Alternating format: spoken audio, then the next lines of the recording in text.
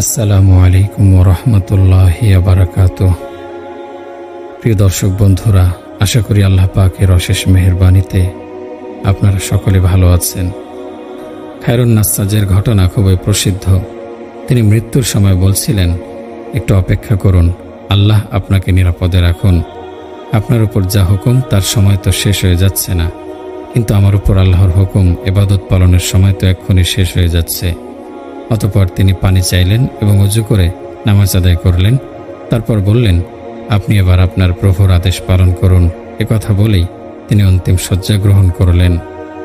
কথিত আছে যে যেদিন ওমর ইবনে আব্দুল আজিজ রহমতুল্লাহি আলাইহি ইন্তেকাল করেন, সেদিন বললেন, আমাকে তুলে বসাও। পরিচর্যাকারীরা তাকে উঠিয়ে বসালেন। তখন তিনি কেঁদে কেঁদে বললেন, আমি তো সে ব্যক্তি যে আহকাম পালনের ক্ষেত্রে শৈথিল্য প্রদর্শন করেছে এবং গুনাহের ক্ষেত্রে অগ্রগামিতা দেখিয়েছে। কথা 3 বার বলে কালেমা পাঠ করলেন এবং মাথা উঁচিয়ে কি যেন গভীরভাবে দেখতে লাগলেন। লোকেরা জিজ্ঞেস করল, হে আমিরুল মুমিনিন, আপনি এত মনোযোগ দিয়ে কি দেখছেন?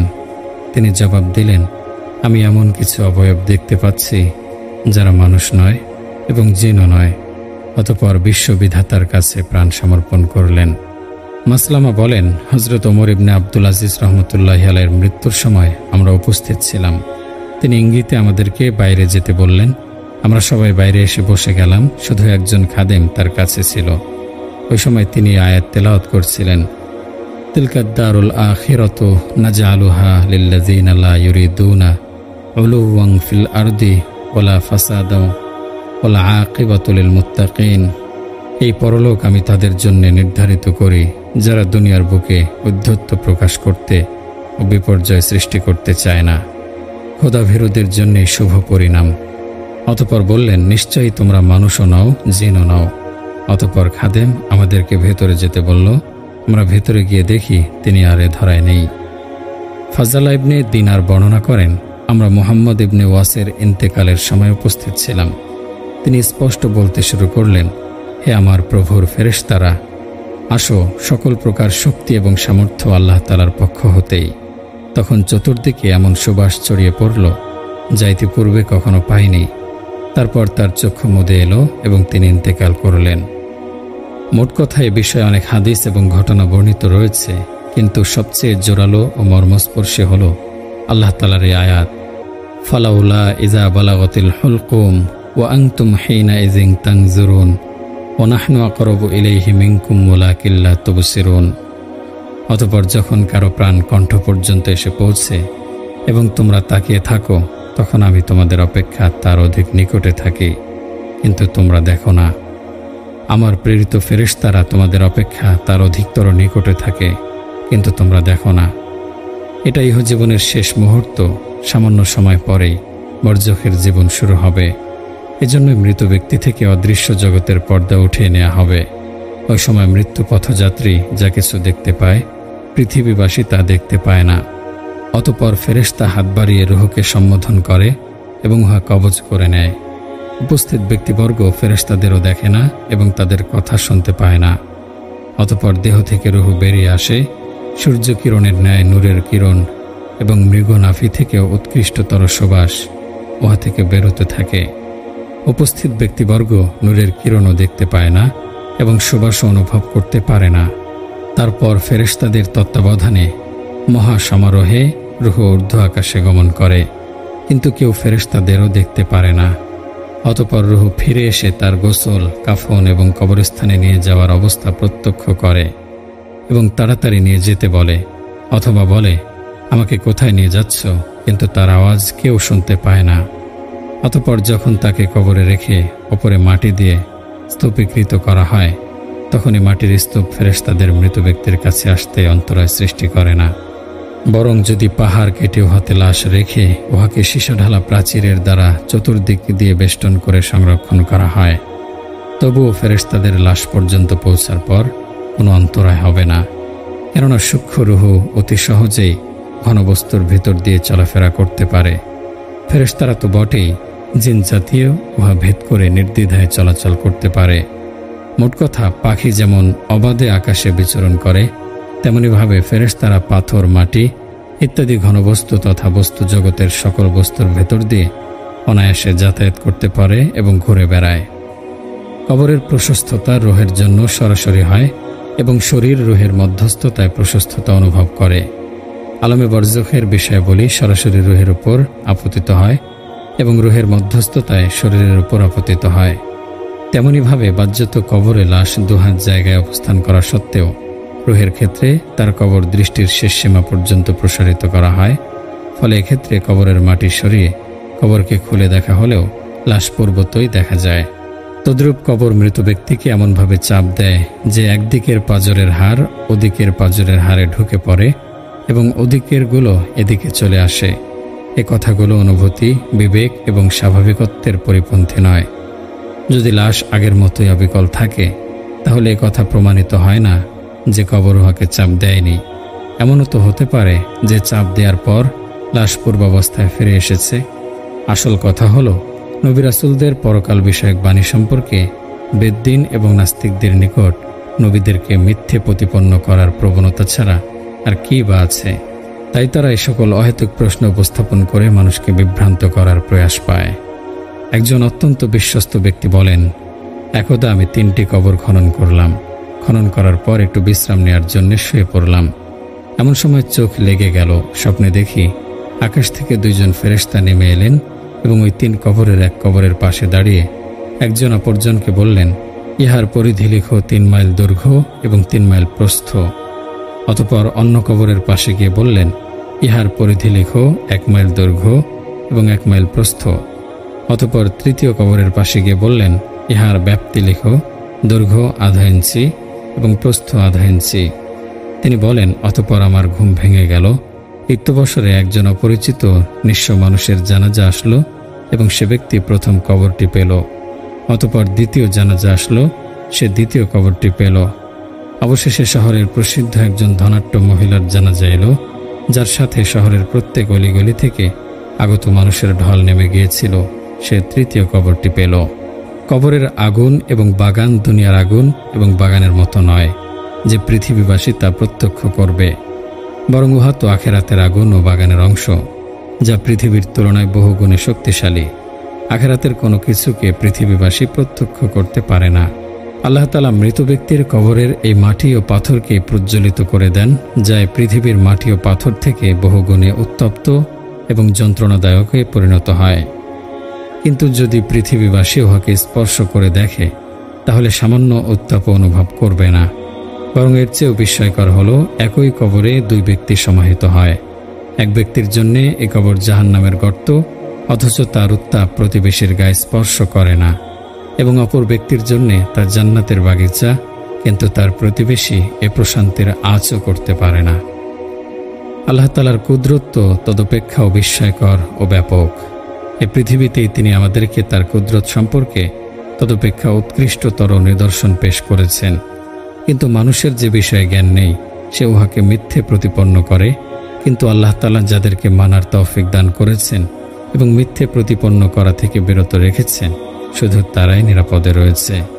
মোট কথা, আল্লাহ তাআলা কাফিরদের মৃতদেহের নিচে 2টো আগুনের ফালি বিছিয়ে দেন, যাতে তার কবর চুলার ন্যায় প্রজ্বলিত হয়ে ওঠে।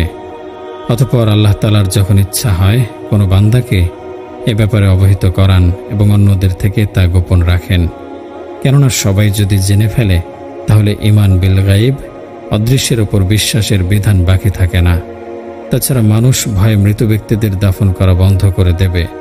যেমন নবী করিম সাল্লাল্লাহু আলাইহি ওয়াসাল্লাম ইরশাদ করেছেন, যদি আমার এই ভয় না হতো যে তোমরা মৃতদেরকে দাফন করা বন্ধ করে দেবে, তাহলে আমি আল্লাহ তাআলার কাছে তোমাদের জন্য দোয়া করতাম যেন তোমরাও আমার মতো কবরে আযাব শুনতে পাও।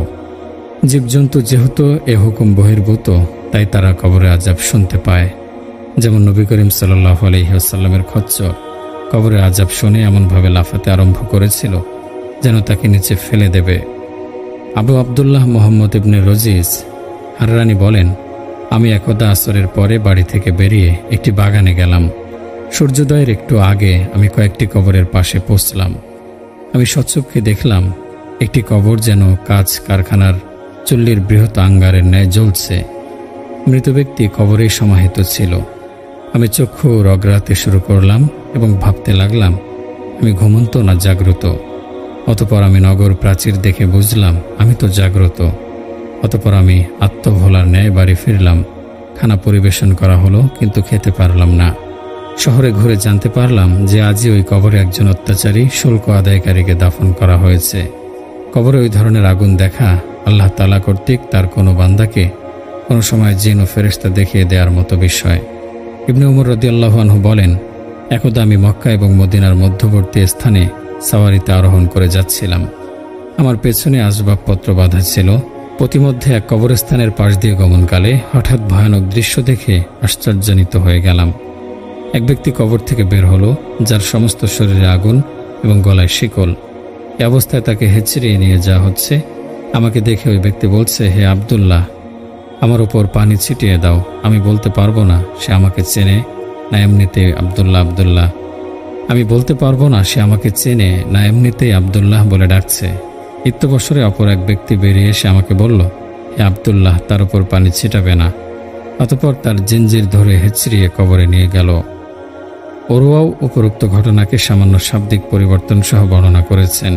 সে বর্ণনায় রয়েছে, তিনি ইবনে উমর বলেন, উহার ভয়ে আমার মাথার চুল সাদা হয়ে গেছে। আমি হযরত ওসমান রাদিয়াল্লাহু আনহুকে ঘটনা বর্ণনা করলে তিনি মুসলমানদেরকে একাকী সফর করতে নিষেধ করে দিলেন। আল্লামা শাবি রহমতুল্লাহি আলাইহি এক ব্যক্তির ঘটনা বর্ণনা করেছেন যে তিনি নবী করিম সাল্লাল্লাহু আলাইহি ওয়াসাল্লামকে বললেন, হে আল্লাহর রাসূল, আমি বদরের পাশ দিয়ে অতিক্রম করছিলাম। এমন সময় দেখতে পেলাম এক ব্যক্তি মাটি ভেদ করে বের হচ্ছে এবং এক ব্যক্তি তাকে হাতুড়ি দিয়ে আঘাত করছে। পিটুনি খেতে খেতে সে মাটিতে ঢুকে পড়বে, আবার বের হচ্ছে, আবার ঢুকছে। নবী করিম সাল্লাল্লাহু আলাইহি ওয়াসাল্লাম বললেন, এ হচ্ছে আবু জাহেল। কিয়ামত পর্যন্ত তাকে এভাবে শাস্তি প্রদান করা হবে। আবু কাজা বলেন, আমরা বসরার পাশ দিয়ে প্রবাহমান এক ঝর্ণাধারার নিকট দিয়ে অতিক্রম করছিলাম। এমন সময় গাধার চিৎকারের ন্যায় একটি আওয়াজ শুনতে পেলাম। লোকদের জিজ্ঞেস করলাম, গাধার চিৎকারের ন্যায় আওয়াজ আসছে কোত্থেকে এবং এই আওয়াজ কিসের? তারা বলল, এক ব্যক্তি আমাদের নিকটে বাস করত। যখন তার মা তার সাথে কথা বলতো, সে তখন বলতো, গাধার মতো চেঁচাচ্ছ কেন? তার মৃত্যুর পর প্রতিদিন তার কবর থেকে গাধার চিৎকারের ন্যায় আওয়াজ ভেসে আসে। হযরত আমর ইবনে দিনার বলেন, এক ব্যক্তি মদিনায় বসবাস করত এবং তার বোনও মদিনায় বাস করত। একদা তার বোন অসুস্থ হয়ে পড়ল। সে তাকে সেবা করার জন্যে প্রতিদিন আসা যাওয়া করত। কয়েকদিন পর তার বোন মারা গেল এবং তাকে দাফন করা হলো। অতপর তার মনে হলো কবরে কোনো কিছু রয়ে গেছে। সুতরাং এক ব্যক্তিকে সাথে নিয়ে কবরস্থানে গেল এবং কবর খনন করা মাত্রই সে বস্তুটি দেখতে পেল। অতপর সে তার সাথীকে বলল, একটু দূরে যাও, আমার বোনকে একটু দেখে যাই, সে কি অবস্থায় আছে। কবরের একটি ইট সরানো মাত্র আগুন দাউ দাউ করে উঠল। তৎক্ষণাৎ সে ইটটি যথাস্থানে রেখে দিল এবং ঘরে ফিরে আসলো। মা জিজ্ঞেস করলেন, কবরে তোমার বোনের কি অবস্থা? সে বলল, তার কথা জিজ্ঞেস করবেন না, সে তো ধ্বংস হয়ে গেছে। আপনি আগে বলুন সে কি কি করত। মাতা জবাব দিলেন, সে দেরি করে নামাজ পড়ত। তাছাড়া প্রতিবেশীদের ঘরের পাশে গিয়ে গোপনে তাদের কথা শুনত এবং সেগুলো মানুষের নিকট বলে বেড়াত। মারশাদ ইবনে হাওশাব বলেন, আমি ইউসুফ ইবনে ওমরের কাছে বসা ছিলাম। তার নিকটে অপর এক ব্যক্তি বসা ছিল, যার মুখমণ্ডলের এক পার্শ্ব লোহার মতো শক্ত ছিল। ইউসুফ রহমতুল্লাহি আলাইহি তাকে লক্ষ্য করে বললেন, মারদাসকে তোমার প্রত্যক্ষকৃত ঘটনাটি শুনিয়ে দাও। সে বলতে শুরু করল, আমি যুবক ছিলাম এবং গুনাহের প্রতি কোনো পরোয়া করতাম না। প্লেগ মহামারীর সময় মনে মনে ভাবলাম সীমান্ত এলাকায় চলে যাব। অতঃপর সিদ্ধান্ত করলাম মানুষের জন্য কবর খনন করব। একদিন আমি মাগরিব ও ইশার নামাজের মধ্যবর্তী সময়ে এক কবর খনন করলাম এবং অন্য কবরের মাটি ঠেস দিয়ে বসে গেলাম। ইত্যবসরে এক জানাজা নিয়ে লোকজন আসলো এবং তাকে ওই কবরে দাফন করল। তারপর তারা তাদের বাড়িতে ফিরে গেল। আমি দেখতে পেলাম পশ্চিম দিক থেকে সাদা বর্ণের দুটো পাখি আসলো, যেগুলো দেখতে উটের ন্যায়। অতঃপর একটি পাখি নামলো কবরের মাথার দিকে এবং অপরটি পায়ের দিকে। উভয়ে কবরের মাটি সরিয়ে ফেলল। অতঃপর একটি কবরে প্রবেশ করল এবং অপরটি পাশে অবস্থান করল। আমি কোনো কিছুকে ভয় পেতাম না। আমি শুনতে পেলাম ওহারা বলছে, তুমি কি শ্বশুরালয়ের রঙিন কাপড় পরিধান করে দর্প ভরে উহা হেঁচড়িয়ে হাঁটতে না? সে জবাব দিল, আমি তো খুবই দুর্বল। অতঃপর তাকে এত প্রচণ্ড আঘাত হানল যে পানি ও তেলে কবর পরিপূর্ণ হয়ে গেল। এভাবে তাকে 3 বার আঘাত করল। প্রত্যেকবারই ওই কথার পুনরাবৃত্তি করত এবং প্রত্যেকবারই কবর পানি তেলে ভরে যেত। অতঃপর মাথা উঁচিয়ে আমাকে দেখে বলল, দেখো লোকটি কোথায় বসে আছে, আল্লাহ তাকে সে অনুকম্পা থেকে দূরে রাখুন। এ কথা বলে আমার এই গালে উহার ডানা দিয়ে আঘাত করল। ফলে আমি তৎক্ষণাৎ পড়ে গেলাম। সারা রাত সেখানেই ছিলাম। সকালে দেখি কবর অবিকল আগের মতোই। মৃত ব্যক্তিকে আঘাত করার সময় প্রত্যক্ষকারীর বাহ্যিক দৃষ্টিতে যা পানি এবং তেল মনে হচ্ছিল, প্রকৃতপক্ষে উহা ছিল আগুন, যা মৃত ব্যক্তির ওপর দাউ দাউ করে জ্বলছিল। যেমন নবী করিম সাল্লাল্লাহু আলাইহি ওয়াসাল্লাম দাজ্জাল সম্পর্কে ইরশাদ করেছেন, তার সাথে পানি এবং আগুন থাকবে। তার আগুন প্রকৃতপক্ষে ঠান্ডা পানি এবং তার পানি জ্বলন্ত অগ্নি। এক ব্যক্তি আবু ইসহাক ফাজারি রহমতুল্লাহি আলাইহিকে জিজ্ঞেস করল, কাফন চোরের তাওবা কি কবুল হবে? তিনি জবাব দিলেন, যদি তার নিয়ত ভালো হয় এবং আল্লাহ তাআলা তার আন্তরিকতা সম্পর্কে জানেন। লোকটি তাকে বলল, আমি কাফনের কাপড় চুরি করতাম, অর্থাৎ কবর খনন করে কাফনের কাপড় বের করে নিয়ে আসতাম। তখন কিছু লোকের মুখকে কিবলা থেকে অন্যদিকে ফেরানো দেখতাম। এই কথা শুনে ফাজারি চুপ করে রইলেন এবং ইমাম আউজাই রহমতুল্লাহি আলাইহিকে লিখে পাঠালেন। আউজাই প্রত্যুত্তরে লিখলেন, কাফন চোরের তাওবা কবুল হবে, তবে শর্ত হলো নিয়ত ঠিক হতে হবে এবং আল্লাহর কাছে নিষ্ঠাবান বলে বিবেচিত হতে হবে। আর যে সকল মৃতদের কিবলা ব্যতীত অন্যদিকে মুখ দেখেছে, তারা সুন্নত তরিকার বাইরে মৃত্যুবরণ করেছে। এক কাফন চোরকে, যে তার কৃতকর্ম থেকে তাওবা করেছিল, জিজ্ঞেস করা হলো, তুমি তোমার ঘৃণিত পেশার জীবনে সবচেয়ে আশ্চর্যজনক বস্তু কি দেখেছ? সে বলল, আমি একটি কবর খনন করা মাত্র দেখলাম তার সমস্ত শরীরে লোহার পেরেক বিদ্ধ রয়েছে এবং একটি বড় পেরেক তার মাথায় এবং একটি বড় পেরেক রয়েছে তার পায়ে। অন্য এক কাফন চোরকে একই প্রশ্ন করা হলে সে জবাবে বলল, আমি এক ব্যক্তির মাথার খুলি দেখেছি যা গলিত সীসার দ্বারা ভরা। কোনো কাফন চোরকে জিজ্ঞেস করা হলো, তোমার তাওবা করার কারণ কি? সে জবাবে বলল, আমি অধিকাংশ মানুষের মুখ কিবলা থেকে অন্যদিকে ফেরানো দেখেছি। আবু আবদুল্লাহ মুহাম্মদ ইবনে মাসসাব সুলামি, যিনি অত্যন্ত ন্যায়পরায়ণ ও সত্যবাদী ছিলেন, তিনি বলেন, এক ব্যক্তি বাগদাদের লোহার বাজারে এসে 2 মাথা বিশিষ্ট ছোট ছোট পেরেক বিক্রি করে চলে গেল। এক কামার উহাকে গালিয়ে নরম করতে চাইল, কিন্তু উহা আগুন এবং হাতুড়ির পিটুনিতেও নরম হল না। অবশেষে অপারগ হয়ে সে বিক্রেতাকে তালাশ করল। খোঁজাখুঁজির পর তাকে পাওয়া গেল। জিজ্ঞেস করা হলো, এ পেরেক তুমি কোথায় পেলে? সে বলল, আমার কাছে ছিল। অবশেষে বহু পেরাপিরির পর বলল, আমি এগুলো একটি উন্মুক্ত কবর থেকে পেয়েছি। উহার মধ্যে মৃত ব্যক্তির হাড়গুলো সংযুক্ত ছিল। আমি পেরেকগুলোকে হাড় থেকে ছড়ানোর বহু চেষ্টা করি, কিন্তু কোনোভাবেই বের করতে পারছিলাম না। অবশেষে আমি হাতুড়ি দিয়ে হাড়গুলো চূর্ণ করে এগুলো পৃথক করেছি এবং একত্র করে আপনার কাছে বিক্রি করেছি। আবুল হিরাইস রহমতুল্লাহি আলাইহি বলেন, আমার মাতা বলেছেন যে আবু জাফর যখন কুফায় খন্দক খনন করালেন, তখন লোকেরা কবর থেকে তাদের নিকটাত্মীয়দের লাশগুলো স্থানান্তরিত করেছে। তন্মধ্যে আমি এক যুবককে দেখলাম যে সে তার হাত কামড়ে ধরে আছে। শাম্মাক ইবনে হারব বর্ণনা করেছেন, একদা আবু দরদা রাদিয়াল্লাহু আনহু কতিপয় কবরের মাঝ দিয়ে যাচ্ছিলেন এবং বলছিলেন, তোমার বাহ্যিক অবস্থা কেমন? শান্তিপূর্ণ। এবং তোমার অভ্যন্তরীণ অবস্থা কেমন? হতাশাব্যঞ্জক। সাবেদ বুনানি বলেন, আমি কবরস্থানে পায়চারি করছিলাম। এমন সময় পশ্চাৎ দিক থেকে কানে আওয়াজ আসলো, কবরের নিস্তব্ধতার ধোঁকায় পড়ো না, এখানে অনেক দুঃখ ও কষ্টে নিপতিত ব্যক্তিও রয়েছেন। আমি পশ্চাৎ দিকে তাকিয়ে কাউকে দেখতে পাইনি।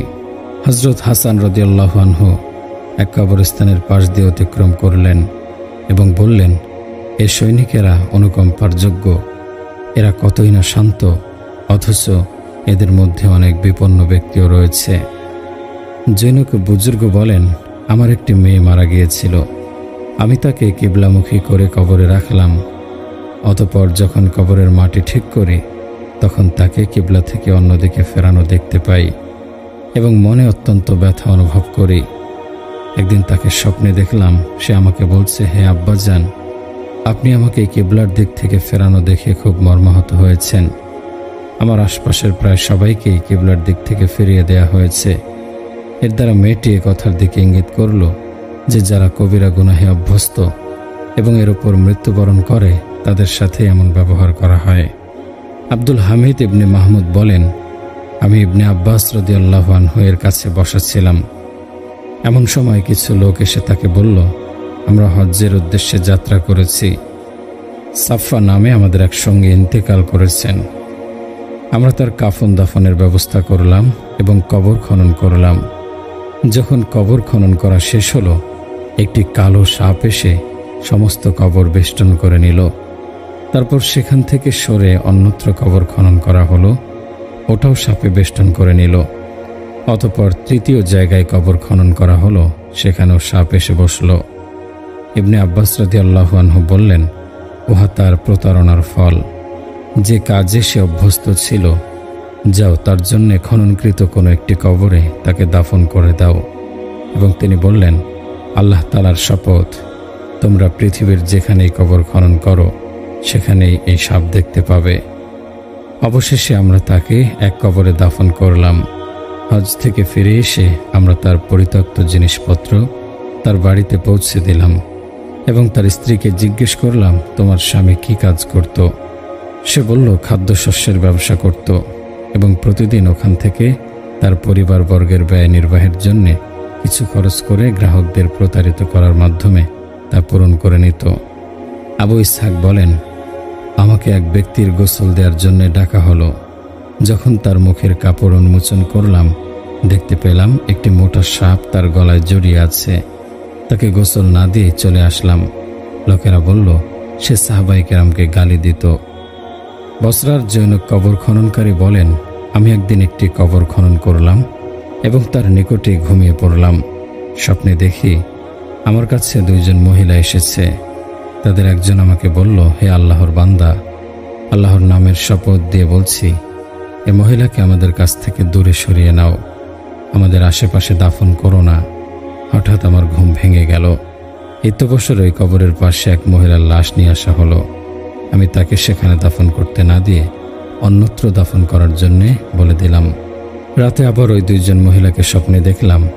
একজন বলছে, আল্লাহ তাআলা তোমার মঙ্গল করুন, তুমি আমাদেরকে দীর্ঘমেয়াদী অকল্যাণকর বস্তু থেকে রক্ষা করেছ।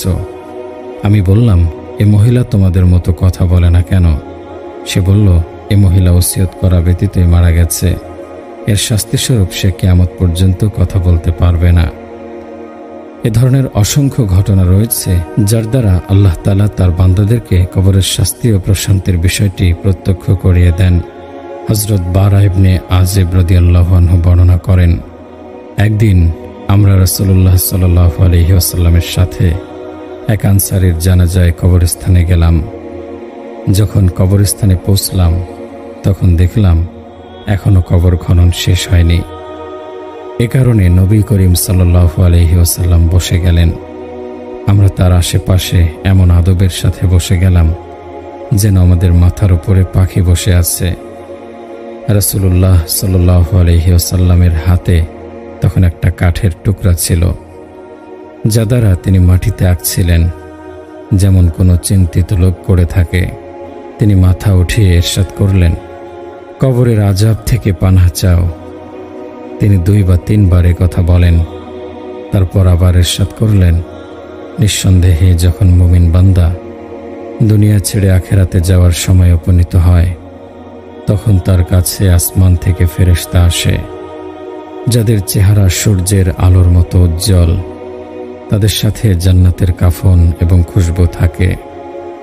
এই ফেরেশতাদের সংখ্যা এত বেশি হয় যে যে পর্যন্ত চোখের দৃষ্টি যায় সে পর্যন্ত তাদের বসা অবস্থায় দেখা যায়। অতঃপর মালাকুল মউত আজরাইল আলাইহিস সালাম আসেন এবং মৃত্যু পথযাত্রী ব্যক্তির মাথার কাছে বসে বলেন, হে পবিত্র রূহ, তুমি আল্লাহর মাগফিরাত এবং তার রেজাবন্দির দিকে বেরিয়ে আসো।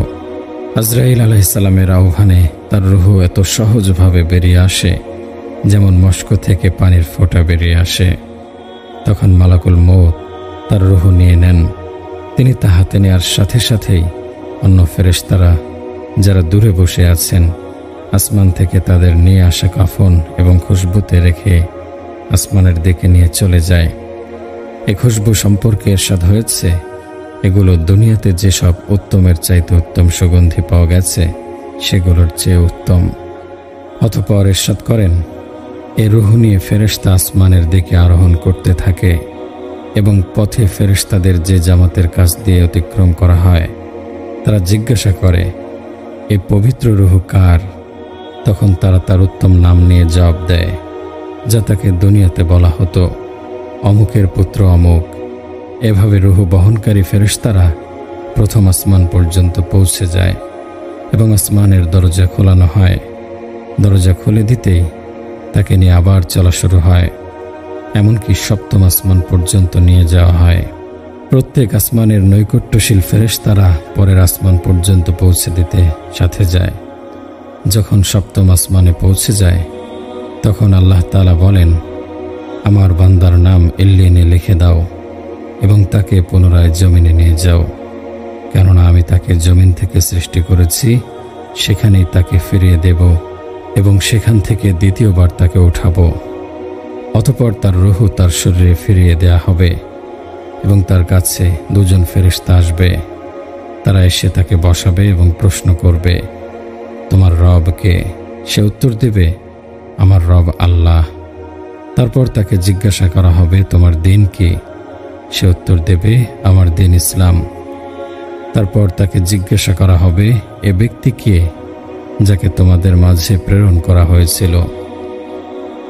সে উত্তর দেবে, ইনি আল্লাহর রাসূল সাল্লাল্লাহু আলাইহি ওয়াসাল্লাম।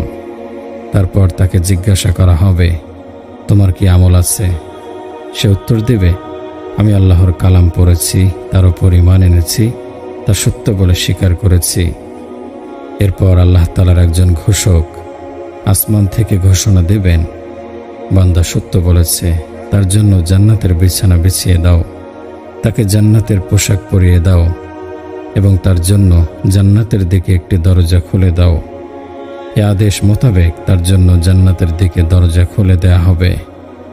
ফলে সে জান্নাতের আরাম পেতে থাকবে, জান্নাতের খুশবু আসতে থাকবে এবং তার কবর এত প্রশস্ত করে দেয়া হবে যে পর্যন্ত তার দৃষ্টি যায়। অতঃপর অত্যন্ত সুন্দর চেহারার উত্তম পোশাক পরিধানকারী এবং পবিত্র সুগন্ধিওয়ালা এক ব্যক্তি এসে তাকে বলবে, শুভ সংবাদ শুনে রাখো, এটা তোমার সেদিন যেদিন সম্পর্কে তোমার সাথে ওয়াদা করা হয়েছিল। সে বলবে, তুমি কে? তোমার চেহারা সত্যিই সুন্দর এবং শুভ সুসংবাদ দেওয়ার যোগ্য। সে আগন্তুক বলবে, আমি হলাম তোমার আমলে সালেহ। এরপর সে খুশি হয়ে বলবে, হে আমার রব, কিয়ামত সংঘটিত করুন। হে আমার রব, কিয়ামত কায়েম করুন। আমি আমার পরিবার পরিজন এবং সম্পদের কাছে পৌঁছে যাই। পরিবার পরিজন ও সম্পদ দ্বারা বেহেশতের হুর ও নিয়ামত বোঝানো হয়েছে।